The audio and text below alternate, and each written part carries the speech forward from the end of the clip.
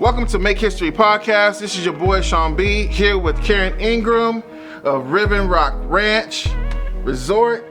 Let's go.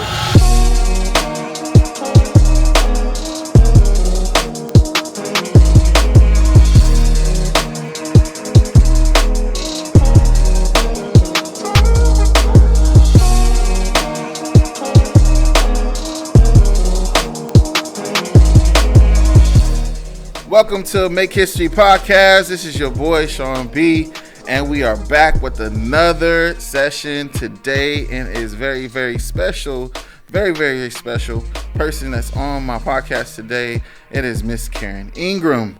Say what's up. Nice to see you. No, Karen Ingram is a good friend of mine from a long time ago. Not too long, but it's been like a couple years back. Been a while. But we've started out in CBC together, and people know my background with CBC, of course, you know, and being in San Antonio, I have a lot of network friends, and everybody that's been out, it's just been one of those things where we create relationships and we want to stay with relationships.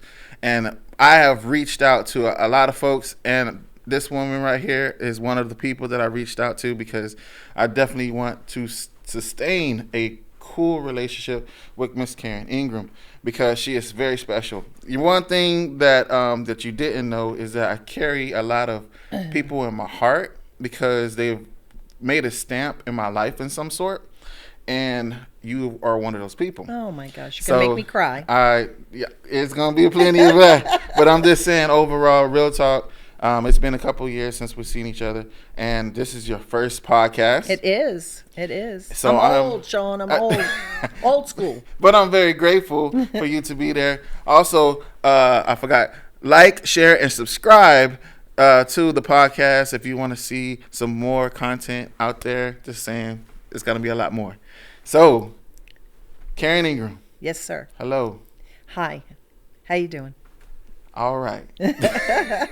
And this is your very first podcast, so I'm grateful, like I said, and I'm definitely letting you know that you're very special to me, as of Betsy Bueller too. She is I'm saying shout out to Betsy Bueller. Hey, Betsy. We come out there, even though she's doing it. David Jones, Ray Jones, all you guys out there that know Miss Karen, you know, from the jump, from the beginning.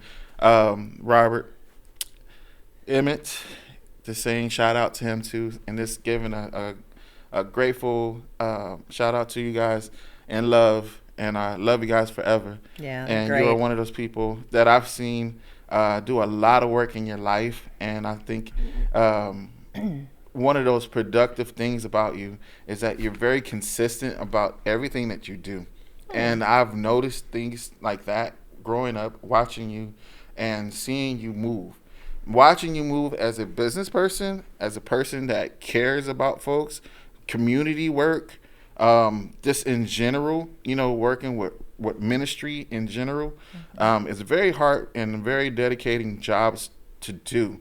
And I just want to know how you do it. So now I have to ask, coming from Brooklyn, New York, yes? Uh-huh. Born and raised in Brooklyn. You got to let me know how it all began. Well, I moved here when I was 15, and it was like moving to a different universe, right. Not just a different state. I mean, New York to San Antonio in 1976 was culture shock. Right. But it took me a long time to get to like it here, about a year and a half before I really started to love San Antonio. And then I've just always worked. I've worked hard. I didn't go to college. It's probably one of my biggest regrets is not going. I think it's okay now, you know, more and more people, you know, because you can learn anything. Right. I mean, you pick up your phone and learn whatever you want to learn, Pretty you know. much. But back then it was a little bit different. But I just always worked hard. I worked my way up from job to job to job, and every job I've done 100%. We were talking about that, you know, coming in early, staying late, doing what I need to do, treating the companies that I worked for like they were mine, spending money carefully, you know, and using resources carefully. And it's just been a long road. I mean, I started working when I was, well, even before then, but officially when I was 15. Wow. a job in an ice cream parlor. And then I worked at the Limited. Yeah. And then from there, it just, I've always worked, always, all through high school and then since then. So I want to know the drive. So how did you get all that drive just to even get to that status? I don't know. I always enjoyed every job I had, even in the ice cream parlor and the Limited. I was working in the ice cream parlor. This is in the 70s, right? In Windsor Park Mall, O'Bannon's ice cream parlor. And shout out O'Bannon. They're not there anymore. They may not be there. It was so good. It was good ice cream. And they started working on the Limited in the mall.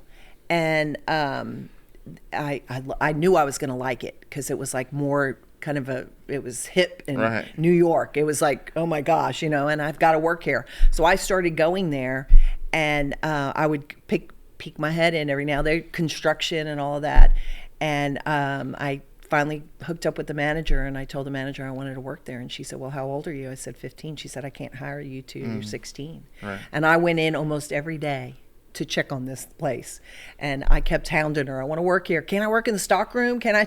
Right. She was like, nope. And the day I turned 16, I went back and I said, I turned 16 today. She goes, I'm so sick of you, I'm hiring you. And she did, and that was kind of the impetus. And I just always worked hard. And it's the drive. That's the drive. Yeah, I don't know. People don't have that anymore, right? Well, yeah, I don't see very much you of that. You do. Well, yeah, I'm going to try to pursue as much as I can. You do. So I look at it in a way where it's like, man, how do I do that? How do I get there? And this is one of the reasons why I started this Make History podcast, because I want to give people the blueprint of successful people. Now, you have a big, enormous ranch. I do. Who would have thought that a girl from Brooklyn would buy a ranch? In Texas. What was she thinking? In Texas. Comfort, Texas. Yeah, Comfort, Texas. Now, the name of the ranch is Riven, Riven, not River, Riven Rock Ranch. Riven Rock Ranch. Riven Rock Ranch. I know for sure it's like Riven Rock Ranch. I was thinking about the name, and I was like, how did you get the name?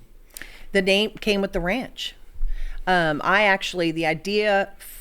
idea behind it, my impetus for buying the ranch was I want to help girls in crisis pregnancy. So it was actually an idea I had for CBC. Right. Back, 20 years ago, 15 years ago. Right. And thought it was for CBC, Correct. but it wasn't. It was for me. And so the name came with it. I really wanted to call it Hope Ranch, but Hope Ranch is a doomsday ranch in West Texas, and the name was taken. The LLC was taken, and so I couldn't use it. Right. So now I use Hope Realized. Hope Realized. Hope Realized okay. I had it. I literally had to throw it together the week I bought the ranch. So what, to get the LP and the LLC and all of that all figured out. Why the interest in young ladies and young women? I've always had a heart for people who didn't have support or advantages, or mostly support and advantages.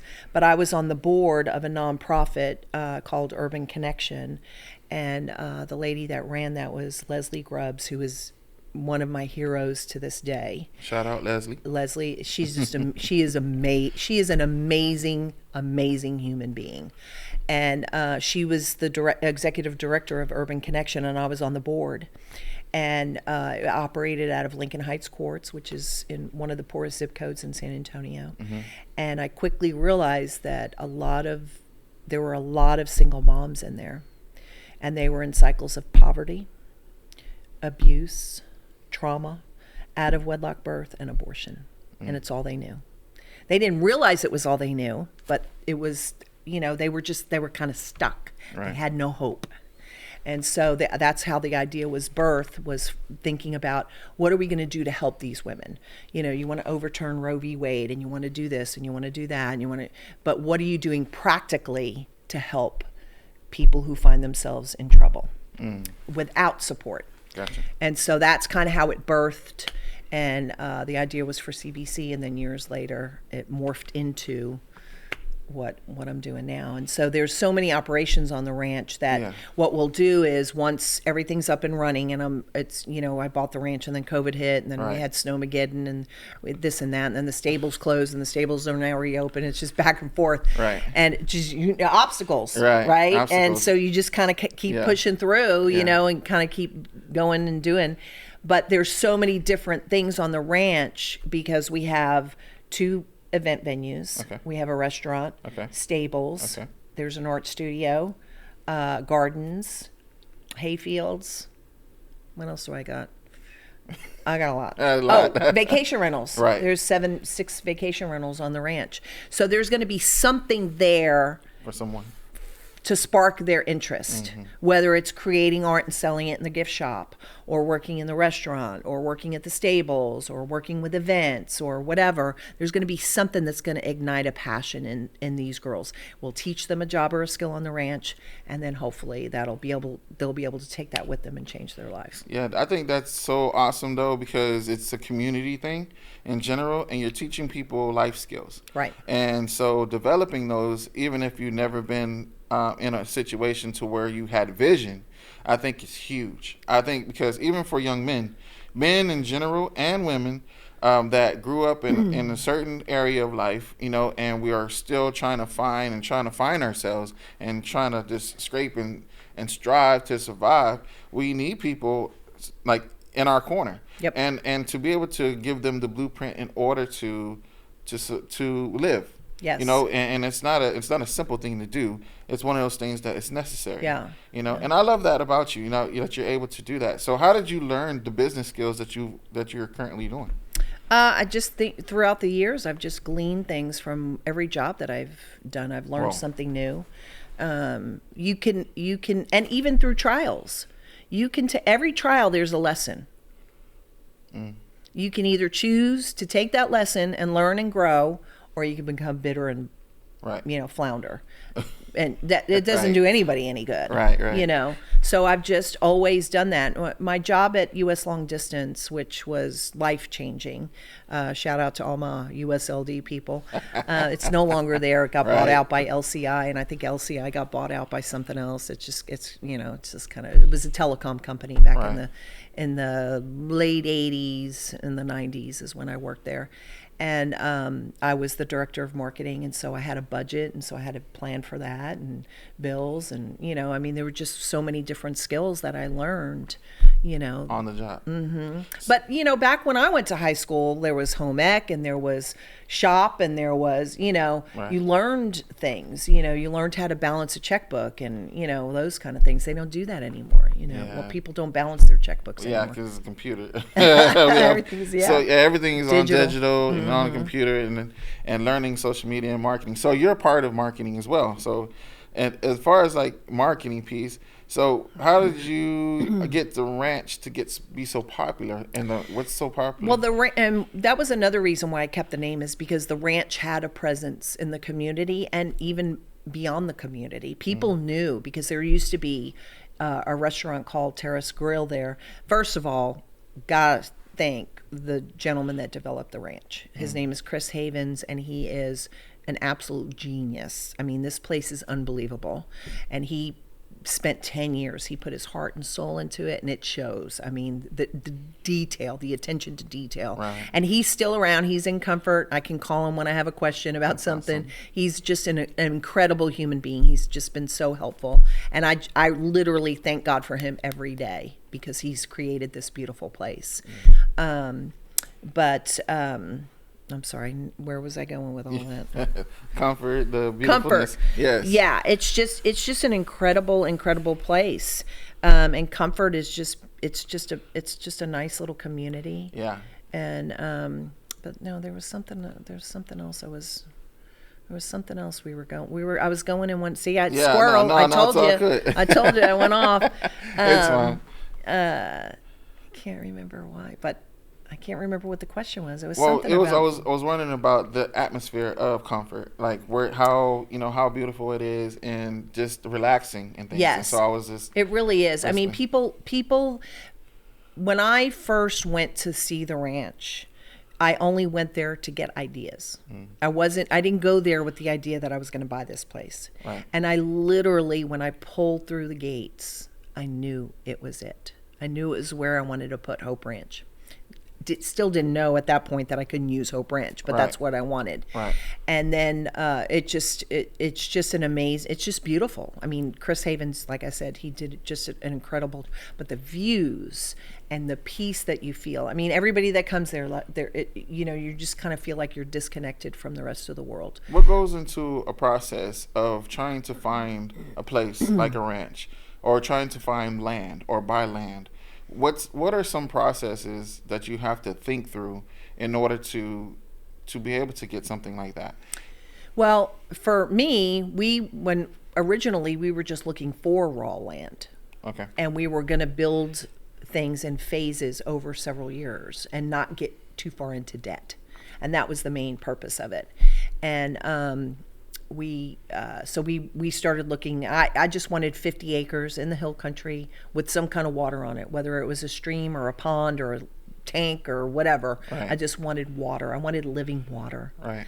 On there. And so we looked and looked and looked for several years.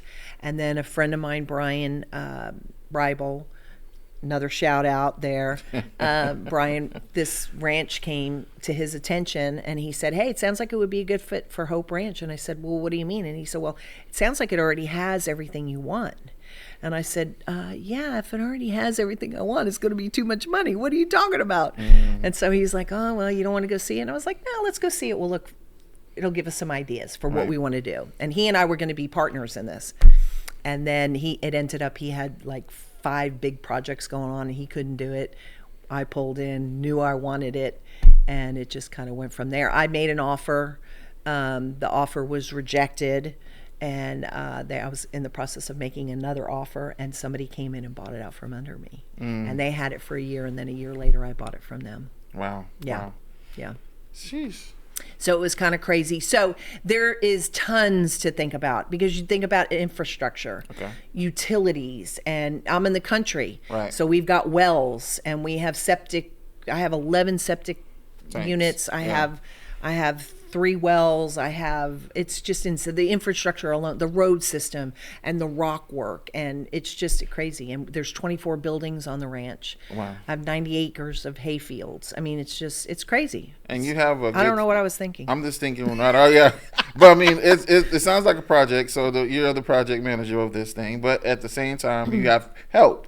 Yes. So you have plenty of help, and you have people to be able to handle the things that you need to be handled there. So yes. I mean, initially my dad helped a lot. He was basically my ranch manager, and he was a plumber by trade, and so he was able to really kind of not just help me with the ranch as a whole, but plumbing issues. Yeah. He was able to help with that, and he was there 2.5 years, and he passed away. And his presence is still looming large on the ranch. Everybody loved Tony. My dad's name was Tony. Tony Fontana, and Tony Fontana, not Tony Montana, but and he did an amazing. I couldn't have done it without him. And then now we just have great partners. So I have a great plumbing company, plumbing Bros, right, out of Bernie, and my well company, Map Well Company, and Sterling Electric, and Total HVAC and Comfort. They're all, I mean, when I need something, they come, and it's just, I wouldn't have been able to do any of this without them, because things break. They you do. got a lot of stuff. A lot of stuff breaks. Yeah, I was just thinking about the upkeep of how all of this stuff like happens, especially with the size of the ranch.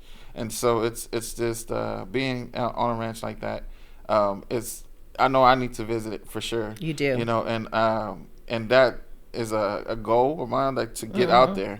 But I know I've heard of it for many of years, and everybody always brags about you and everything. And so I was like, I had to get her on here and make it happen. Yeah.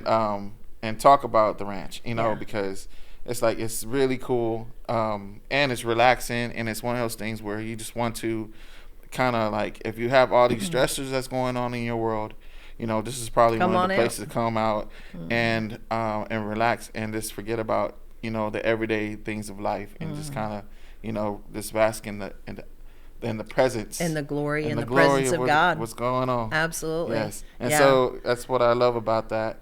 Also, too, I want to ask you, because there's a lot of young business owners that are out there now that are trying to make it, in those areas, and being a business owner, what would you advise those guys to see themselves in the future, to try to see if they can, whether buying a lot plan or trying to buy a building, or what would you advise those young guys? Well, I've got nieces and nephews, and so and I have a son now. He's 21 years old, and so I always tell them, whatever you think you want to do, go work in that field. Start at the bottom and work your way up, because then you're going to know as much as you can know about that business from the ground up. Right. I used to say all the time when I worked at USLD, the guys in the mailroom, nothing's happening without those people. Right. But you don't think about them. Right. They're just there. They do their jobs and they're there, and so you just have to, whatever you think you want to do, you may not really want to do it once you get in it. I always thought I wanted to be a lawyer when I was younger, and I worked for a lawyer for about a year and a half. And towards the end, I realized that's not what I want to do.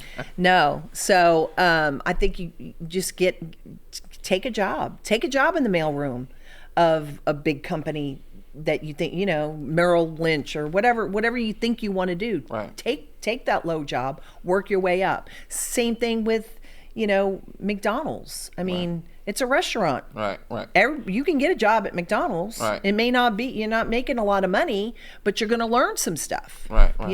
So just start from the bottom. And then work your way up. So, and I know that you were saying that it's a consistency now, because nowadays, we want to start from the top. Yep. So easily, because a lot of jobs isn't nowadays. I want to say now that we can get a job on YouTube, or we can get a job with the social media and make it really quick fix, because you don't make as much as you would like to make, starting from, a McDonald's job or such. But I think, for 18-year-old, 17-year-old, 16, moving up into just trying to figure out what you're trying to do. I think also, myself, including myself, being a cashier is one of those things that I decided to do.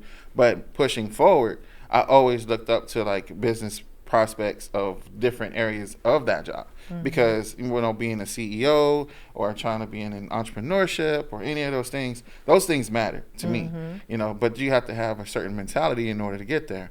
So now, since we're in that mentality conversation, the mentality of being a business owner right now, how would you speak to the people that are trying to get at that mentality of where you are now, and what does it take to get there?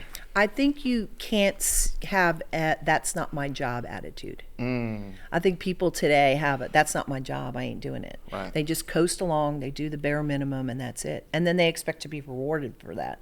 That's not the way the world works. Right. When I worked at U.S. Long Distance, I started as a secretary. And then I was an they call it an administrative assistant. So It's a step up, but you're still a secretary. Right.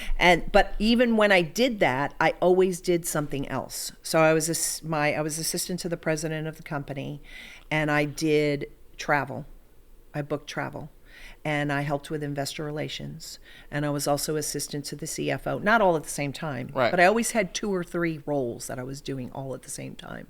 So you learn stuff when you're doing that. You're going to learn. I worked for the CFO. I didn't really know anything about finance, but I learned a little bit because those documents were coming across my desk. Right. So with travel, I learned about travel. I learned about investor relations.